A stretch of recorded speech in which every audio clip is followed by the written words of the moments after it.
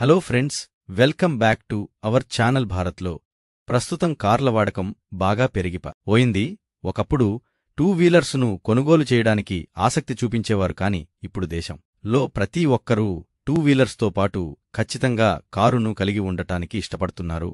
ప్రజల ఆదాయ స్థితిలో మార్పు రావడం, ముఖ్యంగా యూత్ బాగా చదువుకుని చిన్న వయసులోనే లక్షలాది రూపాయల జీతాన్ని ఆర్జించడం, కుటుంబమంతా కలిసి బస్సులు, రైళ్లు వంటి పబ్లిక్ ట్రాన్స్పోర్ట్ ఇటువంటి వాటిల్లో ప్రయాణించడం కష్టతరం కావడంతో ఎలాంటి ఇబ్బంది లేకుండా సొంత కార్లల్లో వెళ్లడానికి చాలామంది తక్కువ ధరలో, స్తోమతను బట్టి మరింత ఎక్కువ ధరలో అయినా లభించే కార్లను కొనుగోలు చేయడానికి ఆసక్తిని చూపుతున్నారు. దీంతో రోడ్డుపై రోజురోజుకు కార్ల సంఖ్య పెరిగిపోతోందా. ఈ క్రమంలో జనాభా పెరుగుతున్నంత వేగంగా కార్ల కొనుగోలు కూడా బాగా పుంజుకుంటున్నా. ప్రతి ఏడాది కూడా కార్ల అమ్మకాలు పెరుగుతూనే ఉన్నాయి. ఈ క్రమంలో ప్రజల నుంచి వస్తున్న డిమాండ్ను అనుసరించి దేశీయంగానే కాకుండా అంతర్జాతీయంగా కార్ల తయారీలో ప్రసిద్ధి చెందిన పలు కంపెనీలు కొత్త కొత్త డిజైన్లతో విడుదల చేస్తూ మంచి లాభాలను గడిస్తున్నాయి. 2024 ఏడాదిలో దేశంలో కార్ల సేల్స్ మెరుగ్గా ఉండగా 2025లో కూడా కంపెనీలు సేల్స్ పరంగా భారీగా ఆశలు పెట్టుకున్నాయి. కొత్తది జనవరి నెలలో భారత్లో భారీ స్థాయిలో కార్ల అమ్మకాలు నమోదయ్యాయి. దేశంలో చాలా కార్ల తయారీ కంపెనీలున్నాయి. వాటిలో టాప్ 10 కంపెనీలు సమీక్ష నెలలో భారీ స్థాయిలో విక్రయాలను సాధించాయి. ఇండియాలో టాప్ 10 కార్ల తయారీ కంపెనీలు కలిపి మొత్తంగా 4538 కార్లను విక్రయించాయి. ఇది గత ఏడాది 2024 జనవరి నెలలో 3,941 యూనిట్లుగా ఉన్నాయి. ఈ గణాంకాలను చూసినట్లయితే ఏడాది ప్రాతిపదికన కార్ల సేల్స్ బాగా పుంజుకున్నాయని తెలుస్తోంది. ఈసారి 867 కార్లు ఎక్కువగా అమ్ముడయ్యాయి.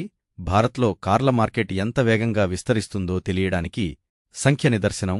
అలాగే 2024 చివరి నెల డిసెంబర్లో తక్కువగా 32,105 కార్లు మాత్రమే అమ్ముడైపోయాయి. ఇది జనవరి. ఈ నెలతో పోలిస్తే 800 కంటే ఎక్కువ కావడం గమనార్హం.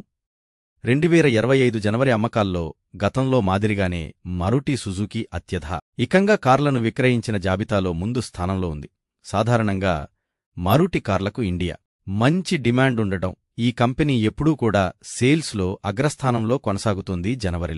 మారుతి సుజుకీ మొత్తంగా 1,709 కార్లను విక్రయించింది. అంటే కొత్తగా కారు కొన్న ప్రతి ముగ్గురిలో ఒకరు మారుతి కార్లను కొంటున్నారు.